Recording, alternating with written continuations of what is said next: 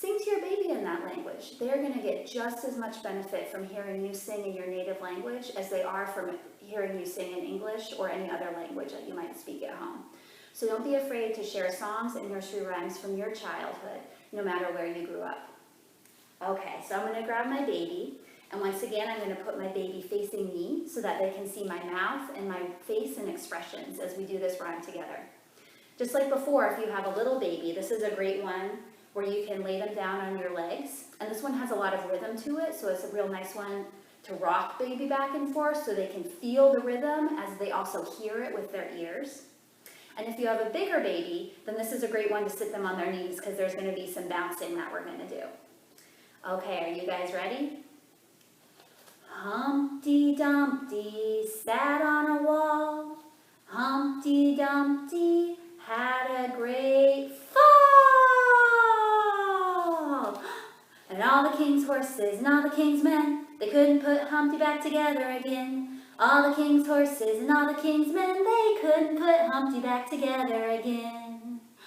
Let's do it again. And I'm going to lay baby down like they're a little infant so you can see what you might do with an infant.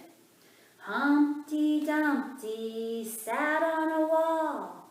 Humpty Dumpty had a great fall.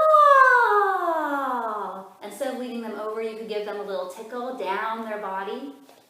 And all the king's horses and all the king's men, they couldn't put Humpty back together again. All the king's horses and all the king's men, they couldn't put Humpty back together again. Good job! Are you looking for a great way to beat the heat and engage your baby's senses?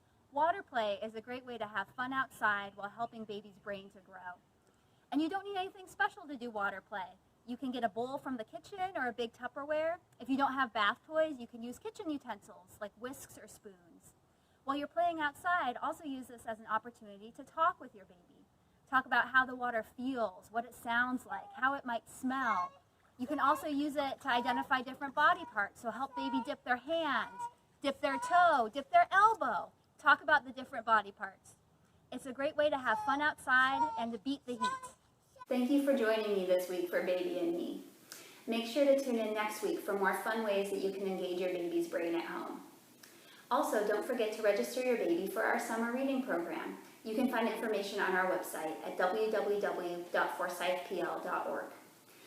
Summer reading is a great way to encourage you to read at home with your baby and also earn some fun prizes for baby, like a scarf or a shaky egg.